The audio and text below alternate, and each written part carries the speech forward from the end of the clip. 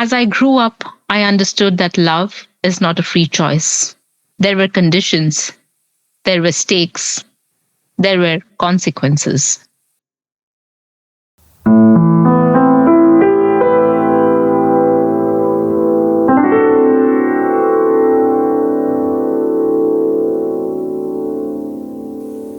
Hello, this is Joseph Scholz, and welcome to the Deep Culture Podcast, where we explore culture and the sciences of mind. And I am here with Leah. It's so great to have you co-hosting with me today.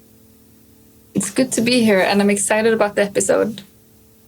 So, Leah, the title of today's episode is Love Across Cultures, relationships between people with different cultural backgrounds. And this was a topic that you suggested.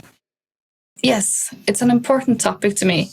I'm in an intercultural relationship, and I have an Instagram account where I post about cultural differences. And people have DM'd me and asked if I can share about intercultural relationships. Well, I look forward to getting into that. But we have to ask, is a relationship with someone from a different cultural background really that different? Because people might say, well, love is the same all over the world, right? And falling in love is something that people all over the world do. But that's not the end of the story. And that's when the relationship starts. And that's cultural. Because our psychology is shaped by our culture, how we judge things, our sense of self, how we communicate. Right. Communication is a great example. Communication is cultural. Our values are cultural. Gender roles are cultural. Family relations are cultural. And raising children is cultural. Emotion is cultural. Sex is cultural. And that means you can't just manage your relationship on autopilot, because you're going to hit some bumps, often when you least expect it. So in this episode, we'll hear stories about the speed bumps in intercultural relationships, the rewards, unexpected challenges, and how building shared understanding is always a work in progress. And that brings us to part 1. Love conquers all.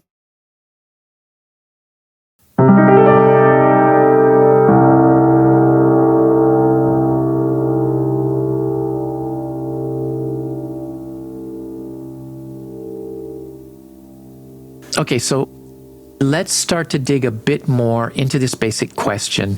Is love the same all over the world? Because you find love stories everywhere and throughout history. Fairy tales, Arabian Nights, Romeo and Juliet, and these days, of course, pop music, Hollywood, Bollywood. So yes, in a way, love is universal. But a relationship with someone from down the street is not the same as with someone from another country or culture. In an intercultural relationship, things are different, which can be exciting. But things can be unexpectedly difficult too. The novelty and the challenges are two sides of the same coin. High risk, high return. Yeah, that's how it was for me when I was living in Zacatecas in Mexico. I met someone, Angeles. It was exciting. Zacatecas is this beautiful colonial city. It has plazas and cobblestone streets, and we were only speaking Spanish. I even serenaded her outside of her apartment. Oh, that sounds romantic. I met my husband while we were students. He was from Peru. He was quiet, someone who kept a few close friends. But then we went to Peru, and he had this huge circle of family and friends who were all waiting for him. They were expecting him to sing and play the guitar all night. Like, he was a different person. I didn't expect that. So we both had guitar playing experiences in Latin America. Well, for me, it was an adventure being with Angeles, and difference can be attractive. And that's something that podcast team member Emre7 experienced with his wife. Let's listen. My wife Elvina and I are very comfortable together and share a lot. I was raised in Turkey, and she's a Crimean Tatar, an ethnically Turkic minority indigenous to the Crimean Peninsula. But there's a freshness, a vibe of novelty in every aspect of my life because of our different backgrounds. Elvina was raised with the Russian influence mentality in Uzbekistan and Ukraine. She's a native speaker of Crimean Tatar, which is similar to Turkish, as well as Russian and Ukrainian. She's also fluent in English and Turkish. She holds 4 different passports from Uzbekistan, Ukraine, Russian Federation, and Turkey.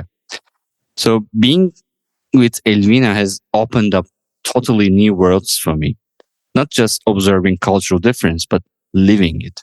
It is truly a transformative experience.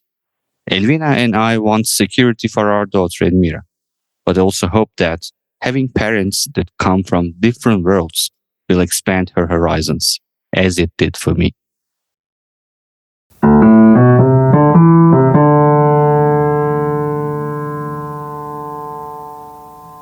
I love how Emre says that his relationship is transformative, and being with someone does open up new worlds. That's the reward of love across cultures, right? It has been for me. I've had romantic relationships in Japan and in France, and maybe it sounds really stereotypical, but I remember sitting in a cafe in Paris with my French girlfriend thinking, wow, this is so cool. But the question is, what happens next? How do we manage the differences that we find? Well, some people might quote the Beatles, all you need is love. Or maybe the Roman poet Virgil, omnia vincit amor, meaning love conquers all. But that's just not true. Falling in love is the easy part, the fun part. But as time goes on, things catch you off guard, especially when you have love across cultures. You talked about this in episode 44. You were speaking about your girlfriend in Mexico, Angeles. Let's listen back. Yes, I remember once when I was living in Zacatecas, Mexico, and I started going out with a woman that I met there. And on one of our first dates, we were walking down the sidewalk together, and she turned and gave me this funny look and said, "¿A poco me andas vendiendo?" Which literally means something like, "So what, are you selling me?" And I had no idea what she was talking about. I was on her left next to the building, but she expected me to be on the right between her and the street, to be her protector in some way, I guess. It was what she expected of a gentleman. And I guess I failed the test.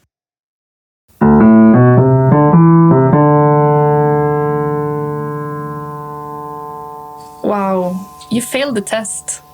Yeah, she gave me this look like, do I have to spell it out? And at first I didn't even understand, and it seemed a bit silly, but there I was in Mexico, and so I'm guessing, well, that's normal here, and I was just trying to keep up. And these things always happen. Culture catches you off guard. Well, I wasn't thinking about that at the time, but even if I had been, I could not have predicted what cultural differences would come up. And that's something our team member Sanne Bosma has experienced. I grew up in the Netherlands, and my husband Armen grew up in Armenia. I knew I was starting an intercultural relationship, so I expected that we would have different ideas about some things, like gender roles, that seemed obviously related to culture. However, there were other things that I was not prepared for, and at the time did not know anything about. For example, differences in direct or indirect communication, or what it means to raise your voice in a dispute. These things did catch me off guard.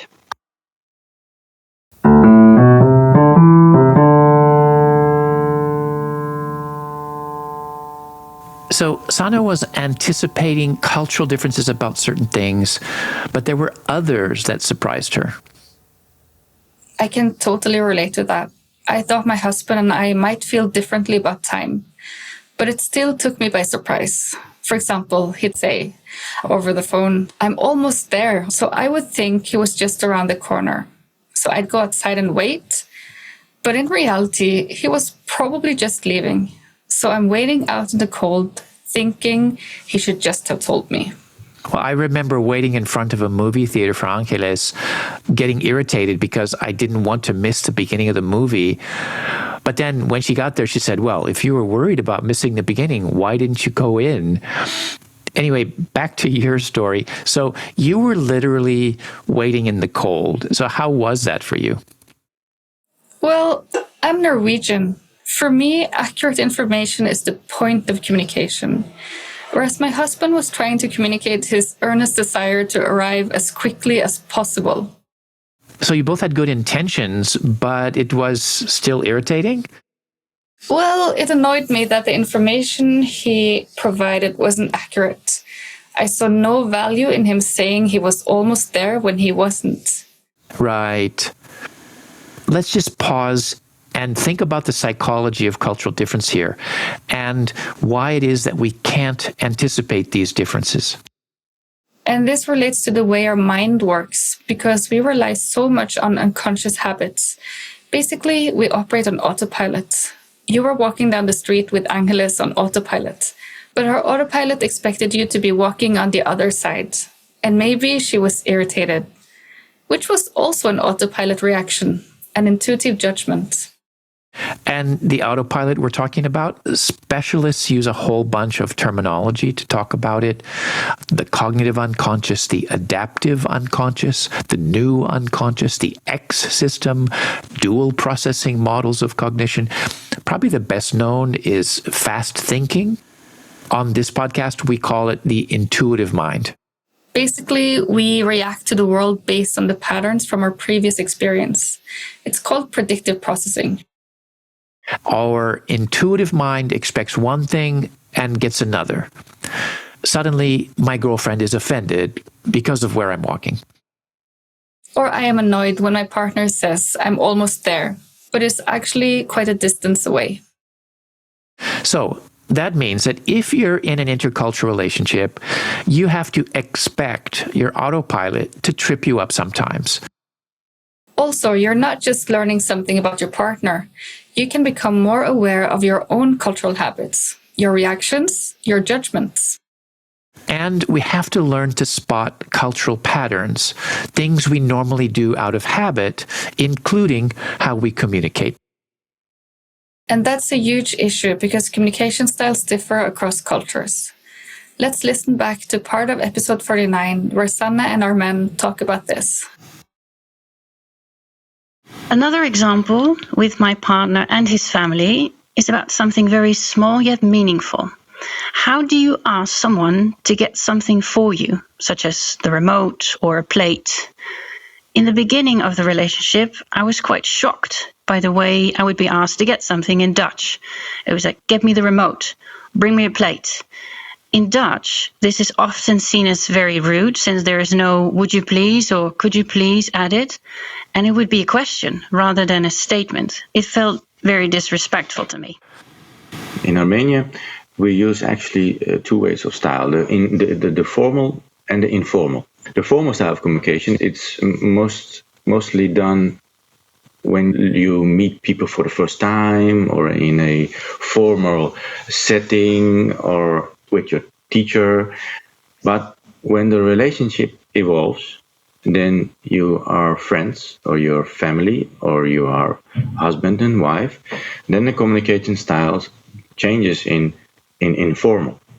And in informal way, you are much directly in Armenia. You don't use words, names. You just ask the people because you know them, and they can also use the same way to communicate with you, and you don't be offended. And it's very trustful, very lovable, very easy. You just ask what you want. Yeah, that's trust.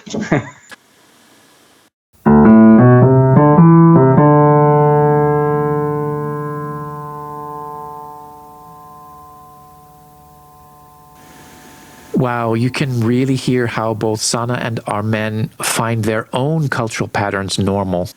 I relate to this. It's similar in Norway. Saying something like, hang up your jacket, feels disrespectful. And for my husband too, it's the opposite. With people you're close to, you are direct. But even when you recognize it's cultural, it doesn't stop us from reacting, right? Right. And so let's get back to the question we started with. Is love the same everywhere around the world? And the answer is, love might be, but relationships aren't. And intercultural relationships are hard work, which brings us to part 2. Is love enough?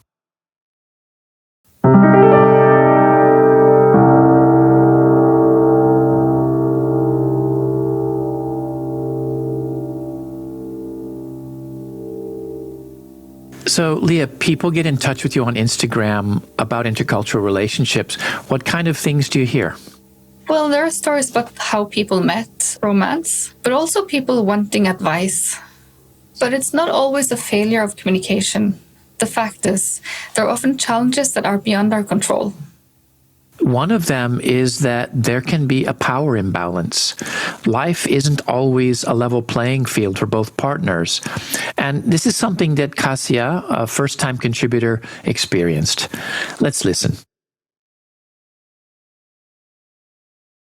I am Polish, but I married a German man and spent 13 years in Germany.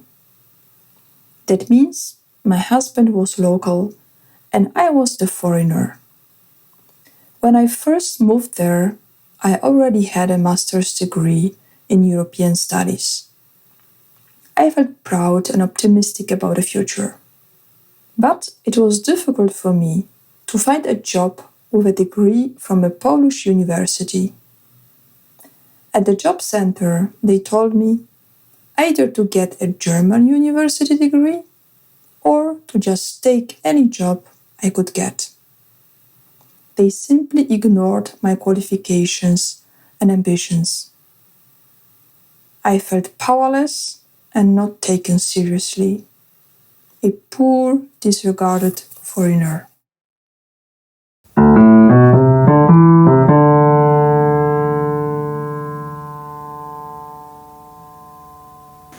Well, I'm happy to report that Kasia didn't give up and she got a job at a consulting company that valued her ability to learn. But one reality that people don't talk about is that not every story like this has a happy ending. That's true. In Japan, for example, the divorce rate for international couples is significantly higher than for Japanese-born couples. And Kasia shared her experience about these challenges. In the end, my first marriage broke up because of different ideas about family. My husband was from the former East Germany, but expected me to stay home and only work part-time when we had children. This role was not acceptable to me. Unfortunately, we didn't discuss this before we got married. I assumed I would continue my career without taking long breaks. But his background and expectations were different. All this put tremendous strain on our marriage. Fortunately, now I'm remarried and living happily in Switzerland. Again with a German husband.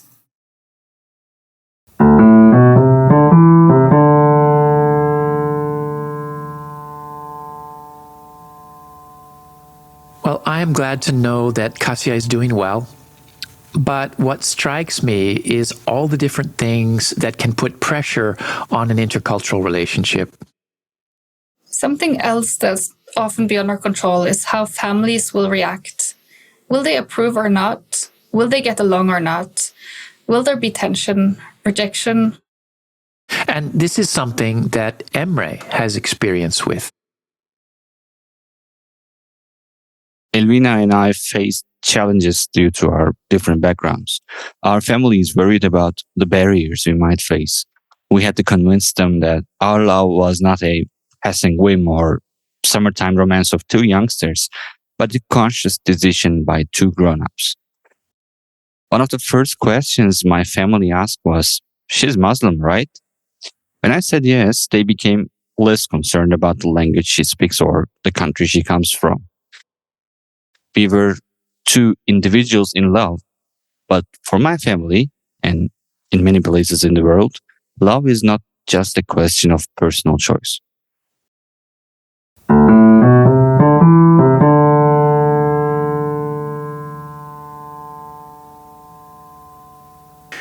You know, I'm from the United States, and in the US, we almost always think of love as something that's between two individuals, but that's just not how it works in many places.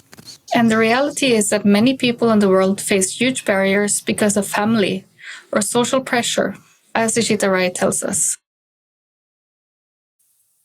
In India, we often say that you don't marry a person, you marry a family, sometimes a community, even a village. My parents had a love marriage. They met at the school where they both taught. As a child, I enjoyed when the topic came up in family gatherings. My mother would blush, while my father sat stoically amid the laughter and joking. It was much later that I realized that my parents' story stood out simply as a love story, a story of two individuals. In their story, there was no family, no background, no community, just two people. In a society where life is deeply enmeshed, individual choice is often seen as selfish, indulgent, immoral, even.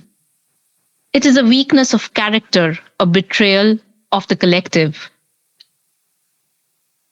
When I was a teenager, I remember my uncle casually telling my sister and me that we could choose any life partner as long as they were not Muslim or Bihari. As I grew up, I understood that love is not a free choice. There were conditions, there were stakes, there were consequences. One day, my mother announced that there was a new teacher in her school, a Muslim woman, she didn't fail to mention, but really nice and friendly. She had converted to Islam after her marriage and was disowned by her upper caste Hindu family. She and her husband had been married for more than 10 years. They had looked for opportunity in different cities, had two sons in school, and through all of this, she had no contact with her family. How did she make her choice to be with the love of her life? How did she feel about the price that she paid, giving up all ties with her family, all connections with the world she grew up in? Did she remember a warm mother, a stoic father, a sibling that was her partner in crime? Did she miss her favorite corner in the house, a hot dish that her family shared, a joke that never got old? Did her family remember her? Did they love her? Would she ever know? This is not a single story. It is part of the larger, darker narrative of hostility, ostracization, and violence that many couples in India face if you happen to love someone from a quote unquote wrong community. If love is a choice, then for many Indians, it comes at a heavy price.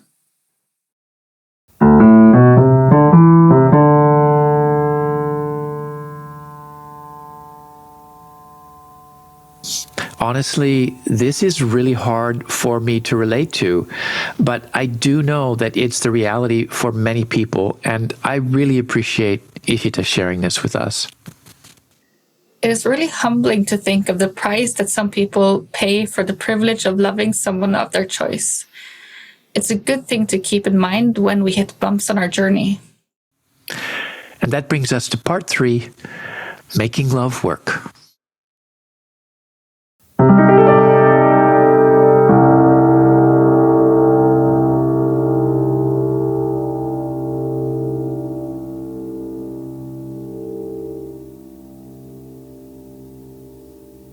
Leah, you mentioned earlier that on Instagram, people have asked you for advice about their relationships. Which actually makes me uncomfortable. I have no easy answers. I've just learned that things are interconnected. You're not just falling in love with an individual. So in your case, you're not just married to someone from Peru, you are also navigating his world. Right. For example, the first time my husband's family visited us in Norway, they didn't plan much, which I found frustrating. For them, simply making the trip was what mattered most. They hadn't considered where they would stay, what they would do. So I guess being with family was the point. Exactly. I also relate to the fact that each stage of a relationship has different challenges, and they're not always under our control. When we lived in the Philippines, people found it amusing that I was my husband's boss. Yes, how we are perceived is really not in our control. In Japan, for example, I will always be a gaijin, a foreigner. And so, what is the most common advice that you have heard from others? Well, that communication is important, but the hard part is that differences in communication don't go away. For example, in Peru, people don't easily accept a simple no to certain things. My husband believed he should keep asking me until I said yes, whether it was about offering food or helping me carry something. To be honest, he still does this. Sometimes both my daughter and I get frustrated when he repeatedly asks if we want food. The irony is he's just being kind, and we're the ones getting annoyed. Well, what impresses me about this is that you can be open about your frustration, even as you recognize that he is trying to be kind.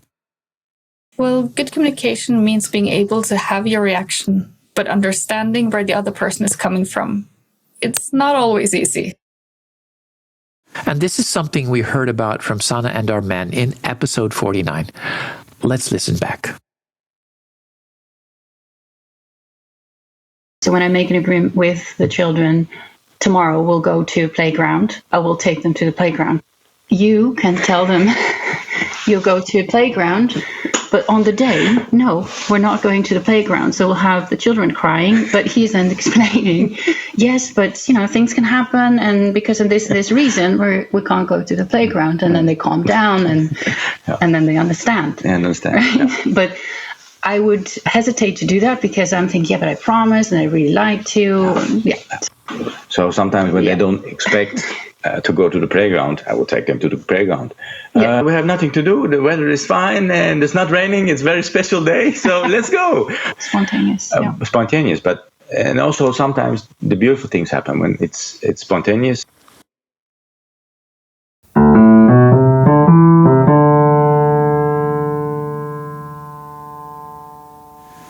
This is an amazing conversation, and I really appreciate Sanna and Armen sharing their stories with us. For more, definitely go back and check out episode 49, Cultural Misunderstanding. Let's dig into this a bit. Sanna and Armen communicate differently with their children, but there are cultural differences underneath that. Armen talks about being spontaneous. Sometimes beautiful things happen. Right, but for Sanna, he's breaking a promise. So it's not enough to say you need good communication, because how you communicate and what you communicate about often reveals hidden cultural difference. And these are things we don't know until we're in that situation. Like, you don't discover different ideas about raising children until you have them. I feel this with my husband and daughter. Raising children is maybe the most serious, important thing we do. It's a life project that parents commit to.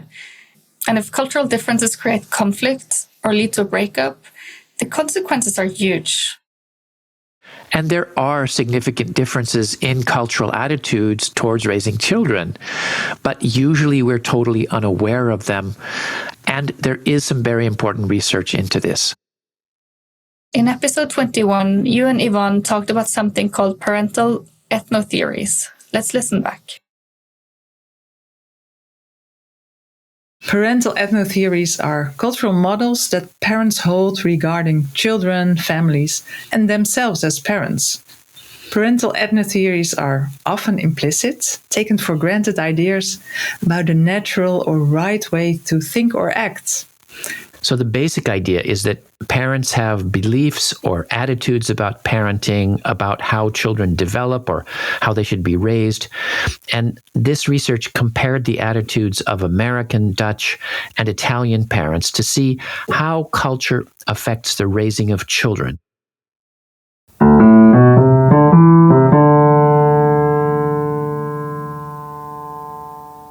So this research looked at different assumptions about children's needs, what they need to develop, and how to be a good parent. You can hear those differences between Sanna and Armen. Armen was saying how beautiful spontaneity is, but in the Netherlands, it's often assumed that children need a regular schedule to develop. This is called the 3 R's. Here's some more from episode 21. And the 3 R's are rust, reinheid en regelmaat. And it stands for rest, cleanliness and regularity. And let me explain. Rest is, of course, of the utmost importance for children. They just need a lot of sleep. And it relates to regularity and routine, waking up, having naps, and going to bed at set times. And I could even tell you the ideal bedtimes for children per age. And then cleanliness, and that's literally related to personal hygiene, to washing and bathing. And of course, also at set times.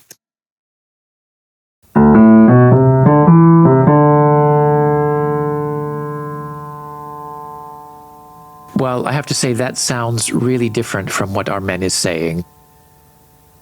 This is something I really relate to. My husband and I also have different assumptions about raising children. In Peru, children need to be protected. Parents feel they must keep them safe and minimize risks. Whereas in Norway, you want children to try new things out, to climb trees, to get dirty, maybe to fall down. This is how they become resilient. Overprotecting children is seen as potentially harmful. And at the risk of being a bit too technical, this all makes sense. Norway scores very high in what is called self-expression values, most often found in resource-rich countries, while Peru scores higher on survival values, where there's an emphasis on security. But it is like we said, we didn't really discover these differences until we had children. So let's talk about other things that we need to keep in mind. And one is the connection between language, culture, and communication style. And that's something we heard from Kasia as well. Communicating across different languages and cultures is hard work. I live in French-speaking Switzerland with my current husband. He speaks English at work, and his French is rather limited. On the other hand, I studied French from the first day we moved to Lausanne.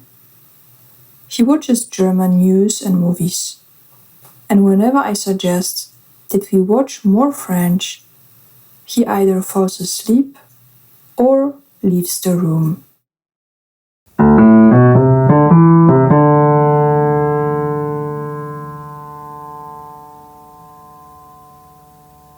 Her husband falls asleep or leaves the room?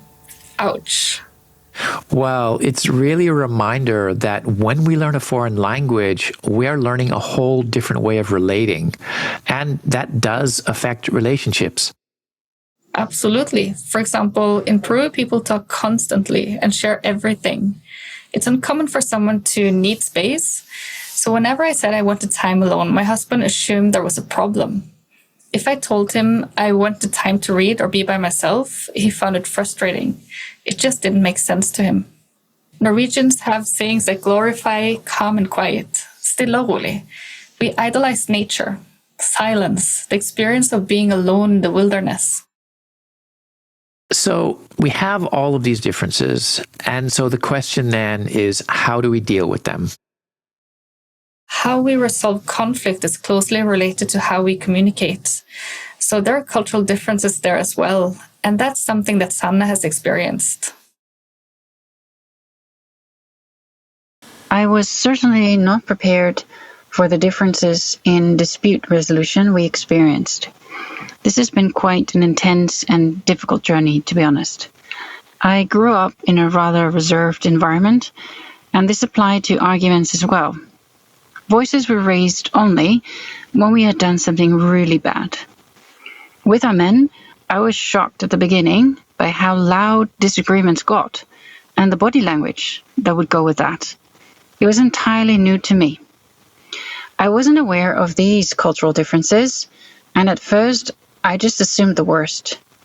But I have learned, and it's even funny sometimes, when we visited his family, I used to think that they were fighting all the time. They were not. It's hard to learn new interpretations when emotions run high. It takes a lot of commitment. Talking, asking, believing the good intentions of the other person, and also questioning your own assumptions. It takes time and trial and error. And yes, I have also learned to be more expressive, maybe even loud at times. And my partner has learned the opposite.